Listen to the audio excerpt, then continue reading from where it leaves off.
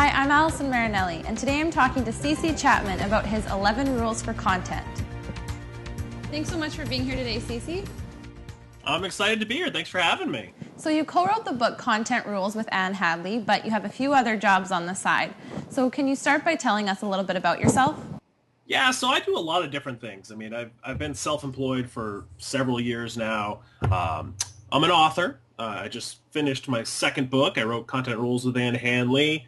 I run a whole bunch of websites, so main ones being Digital Dads, which is where a dad can be a guy. And I'm also the host of Passion Hit TV, which is a new web series I started, where I interview people who have found a way to take their passions and turn them into a livelihood.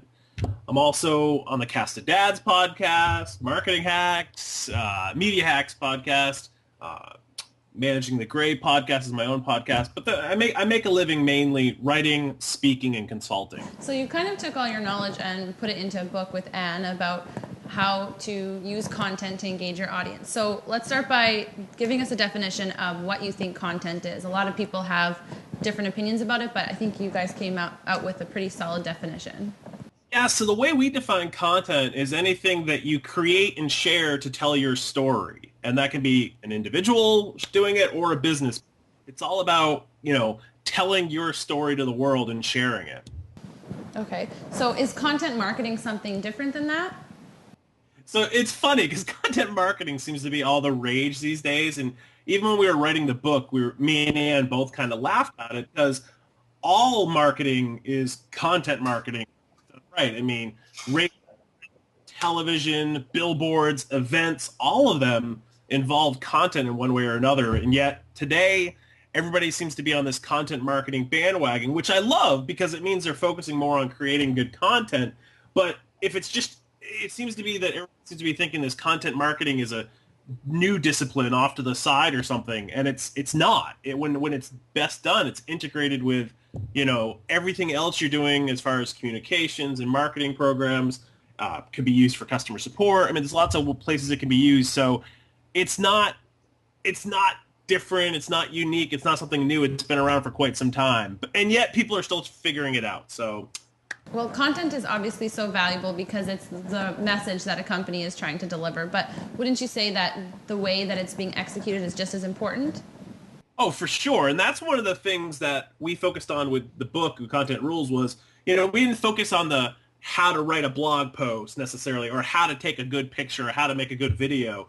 We focus more on the mentality and the culture and the things you got to think about when you're creating it because it is important. I mean, anybody, I start off every talk I ever give where I'm like, anybody can create content. I give a kid crayons and a piece of paper. They will make content.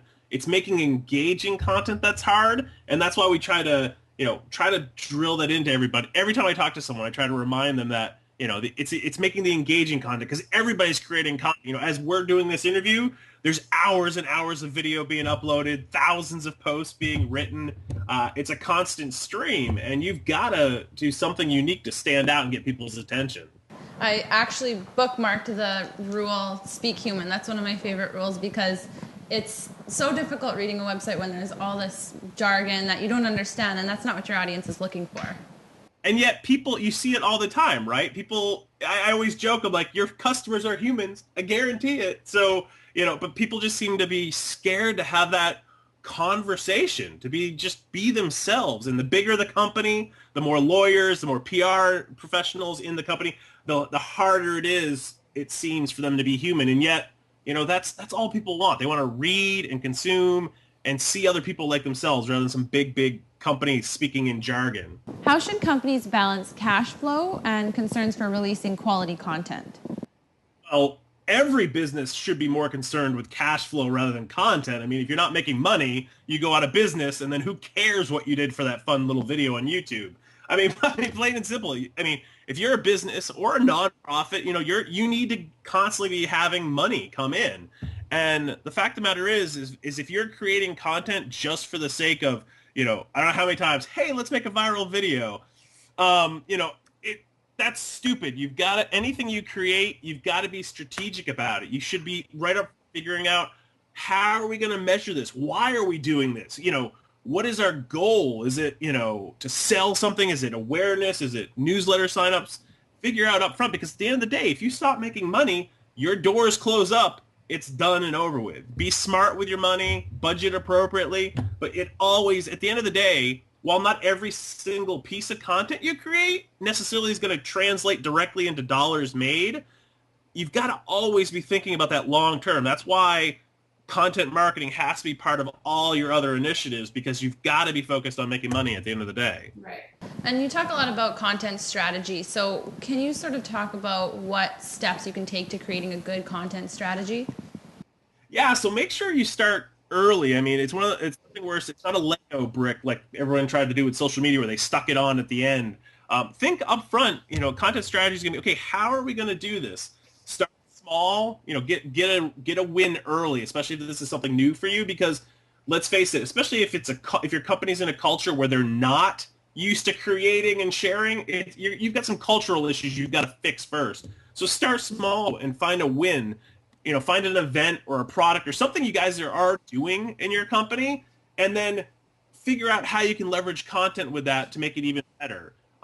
Then the other thing with content strategy is to always be thinking long term. Even if it's just a 3-month campaign, think about, content lives forever. So think long term, how are we going to do this? Where is it going to fit in? And then start building an editorial calendar where it's nothing fancy, something that's as simple as an Excel spreadsheet that kind of lays out, all right, this month, here's what we're doing. And then you can get as granular as you want. I mean, I've had clients where, we go down to the day, here's what we're going to do. But start with thinking at the week level, we're going to do 2 posts, once a month, we're going to do a white paper, whatever it is. But really sit down and figure it out and get as many different people from the company involved as possible, because when done right, a content strategy, it's not going to just be marketing or just PR folks. Think about where customer service can get in there. If you're a nonprofit, you obviously have to have the donor side in mind. Make sure all the relevant parties are involved, and then whenever possible, get buy-in from the top. I mean, that's true for any initiative. The higher person that buys into it in your company, the more backing you're going to have, and more legs to stand on when someone questions you, and then you can say, well, this says it's important, so maybe you should realize it's important. It's always great to have that in your back pocket if you can. Okay.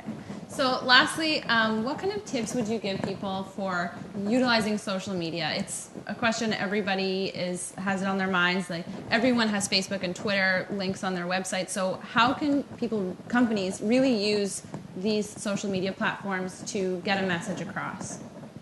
Well, the key thing is to realize is that if you're going to use social media, and that always makes me cringe a little bit, you should be using it. And I mean, you should be out there. You should be talking. You should be interacting with the people that you hope to. The problem, or the way I see way too many brands using social media, is they treat it like a megaphone where they're just screaming out into it, pushing out everything they create. And that might work once in a while, but actually talking to people, responding to people, interacting with people, that's what social media is all about. And the web, social media, the entire web is now social. So talking and interacting is what, if you look up the definition of social, that's what it's all about. So a brand who wants to succeed using social media should not only be pushing out what they're creating, but talk to people and interact on social media. It's not rocket science, but that's really the best advice I can give. And then beyond that, it depends on the individual company. If it's a travel company, I'm going to suggest one thing. If it's a banking, I'm going to suggest something else. But at the root, if you're not social on social media, you're going to fail. Awesome. Well, thank you so much for being here today, Stacey. We definitely learned a lot from you. Thanks for having me. Yeah, no problem. For more information on content rules, go to Kidela.com.